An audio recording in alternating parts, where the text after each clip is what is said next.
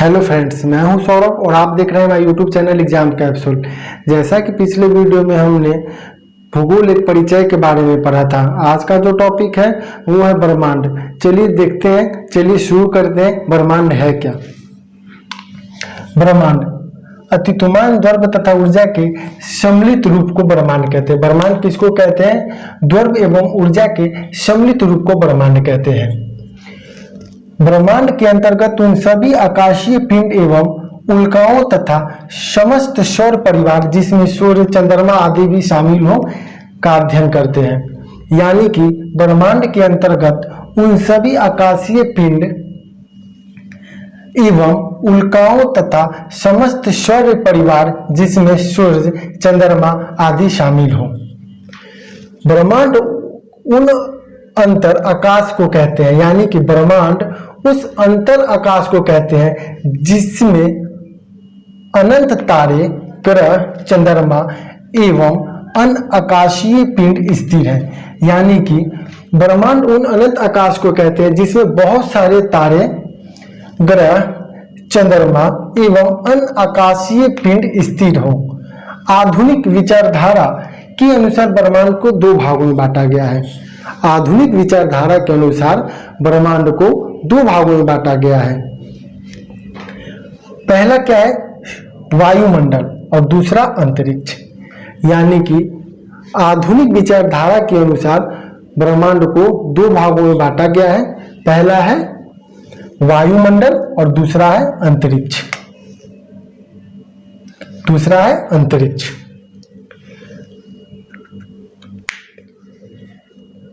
ब्रह्मांड उत्पत्ति का दो प्रमुख वैज्ञानिक परिकल्पनाएं हैं। ब्रह्मांड का जब उत्पत्ति हुआ तो उसके दो प्रमुख वैज्ञानिक परिकल्पनाएं हैं। पहला क्या है? समान स्थिति सिद्धांत। ब्रह्मांड जब उत्पत्ति हुआ तो उसके वैज्ञानिक दो परिकल्पनाएं हैं। पहला जो है वो है समान स्थिति सिद्धांत। इस सिद्धांत के प्रतिपादक, यानी कि इस सिद्धांत जो लिखा गया इसके प्रतिपादक बेल्जियम के खगोलविद एवं पादी एम जॉर्ज लिमिटेड थे। यानी कि ये जब सिद्धांत लिखा गया तो इसके जो प्रतिपादक थे वो कहाँ के थे? बेल्जियम के थे। ठीक है, और वो कौन थे? M George limited. और महाविस्फोटक सिद्धांत, इसका दूसरा जो है महाविस्फोटक सिद्धांत। इसका जो महाविस्फोटक, यानी कि मैंने बोला था ब्रह्मांड उत्पत्ति के, यानी कि ब्रह्मांड जब उत्पत्ति हुआ इसके दो प्रमुख वैज्ञानिक परिकल्पनाएं थी। पहला था समान स्थिति सिद्धांत और दूसरा था महाविस्फोटक सिद्धांत।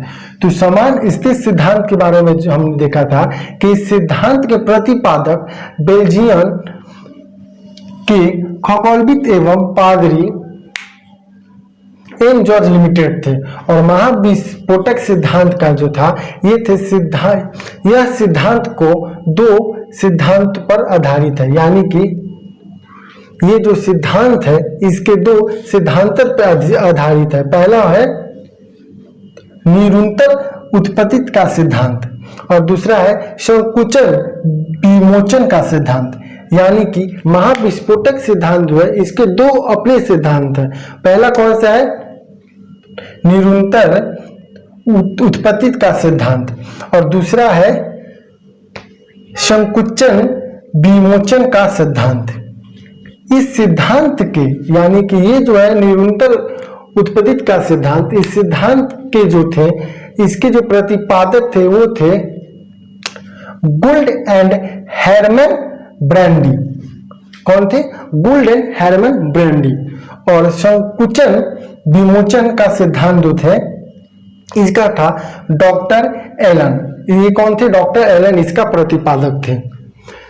ब्रह्मांड का व्यास आप लोग जानते हैं। ब्रह्मांड का जो व्यास है वो कितना है? 10 का पावर 8 प्रकाश वर्ष। यानी कि ब्रह्मांड का जो व्यास है उसका व्यास है 10 का पावर 8 प्रकाश वर्ष। अब इसके बाद हम देखेंगे मंदाकिनी के बारे में। मंदाकिनी यानी कि गैलेक्सी, तारों का ऐसा समूह जो धुंधला सा दिखाई पड़ता है। मंदाकिनी किसे कहते हैं? तारों का ऐसा समूह जो धुंधला दिखाई पड़ता है तथा जो तारा निर्माण प्रक्रिया की शुरुआत का करता है। यानी कि मंदाकिनी किसको कहते हैं? तारों का ऐसा समूह जो धुंधला दिखाई पड़ता हो तथा जो तारा निर्माण प्रक्रिया की शुरुआत करता हो, उसे मंदाकिनी कहा जाता है। तो जैसा तो हम लोग देख रहे थे कि मंदाकिनी के बारे में, तारों का ऐसा समूह जो धुंधला दिखाई दे, तारों का ऐसा समूह जो धुंधला दिखाई पड़ता है तथा जो तारा निर्माण प्रक्रिया की शुरुआत करता है, उसे गैलेक्सी कहते हैं, उसे मंदाकिनी कहते हैं। ठीक है, ब्रह्मांड करोड़ों मंदाकिनियों से बना हुआ है। ब्रह्मांड जो है वो करोड़ों मंदाकिनियों से बना हुआ है। हमारी पृथ्वी के पास एक अपनी मंदाकिनी है जिसका नाम क्या है? मिल्की वे, आकाश गंगा। हमारी पृथ्वी के पास एक अपनी मंदाकिनी है जिसका नाम है मिल्की वे, आकाश गंगा। ब्रह्मांड करोड़ों मंदाकिनियों से बना हुआ है और हमारी पृथ्वी के पास एक अपनी मंदाकिनी है जिसका नाम है आकाश गंगा यानी मिल्की वे, मिल्की वे। अब तक ज्ञात इस मंदाकिनी का 80% भाग, यानी कि इस मंदाकिनी का जो 80% भाग है उसे शपिलर है। यानी कि इसको किसने खोजा था? इसको खोजा था गैलीलियो ने। आकाश गंगा की सबसे नजदीकी, आकाश गंगा जो है इसकी सबसे नजदीकी मंदाकिनी का नाम है देवयानी। यानी कि आकाश गंगा के सबसे नजदीकी जो मंदाकिनी है उसका नाम है देवयानी।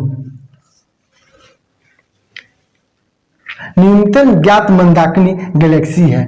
ठीक है, न्यूनतम ज्ञात मंदाकिनी जो है वो कौन है? गैलेक्सी है। इसका डॉफर मंदाकिनी कहा जाता है। आइए एक संक्षिप्त में इसको देखते हैं ब्रह्मांड के बारे में। द्रव्य एवं ऊर्जा के सम्मिलित रूप को ब्रह्मांड कहते हैं। यानी कि अतिरिक्त द्रव्य एवं ऊर्जा के सम्मिलित रूप को ब्रह्मांड कहते हैं। ब्रह्मांड के अंतर्गत उन सभी आकाशीय पिंडों एवं उल्काओं तथा समस्त सौर परिवार जिसमें सूर्य, चंद्रमा आदि भी शामिल है। ठीक है, ब्रह्मांड के अंतर्गत आकाश को कहते हैं, यानी कि ब्रह्मांड जो है अनंत आकाश को कहते हैं। अनंत जिसमें अनंत तारे, ग्रह, चंद्रमा एवं अन्य आकाशीय पिंड स्थिर हो। आधुनिक विचारधारा में के अनुसार ब्रह्मांड को 2 भागों में बांटा गया है। पहला कौन सा है? सौरमंडल और अंतरिक्ष। ब्रह्मांड उत्पत्ति को 2 प्रमुख वैज्ञानिक परिकल्पनाएं हैं। पहला कौन सा था? समान स्थिति सिद्धांत और दूसरा था महाविस्फोटक सिद्धांत। ब्रह्मांड का व्यास कितना है? 10 का पावर 8 प्रकाश वर्ष, यानी कि 10 का पावर 8 प्रकाश वर्ष इसका व्यास है। मंदाकिनी तारों का ऐसा समूह जो धुंधला सा दिखाई पड़ता है तथा जो तारा निर्माण प्रक्रिया की शुरुआत करता है। तारों का ऐसा समूह जो धुंधला दिखाई पड़ता हो और जो निर्माण प्रक्रिया की शुरुआत करता हो, ठीक है, मंदाकिनी कहलाता है। आगे देखते हैं। अब तक ज्ञात की मंदाकिनी का 80% भाग शपिला है। यानी कि मंदाकिनी का जो 80% भाग है वो क्या है? शपिलर है। ठीक है, आकाश गंगा की सबसे नजदीकी मंदाकिनी कौन सी है? आकाश गंगा की सबसे नजदीकी यानी कि मिल्की वे की सबसे नजदीकी मंदाकिनी कौन सी है? देवयानी। देवयानी क्या है? मिल्की वे की सबसे, आकाश गंगा की सबसे नजदीकी मंदाकिनी है।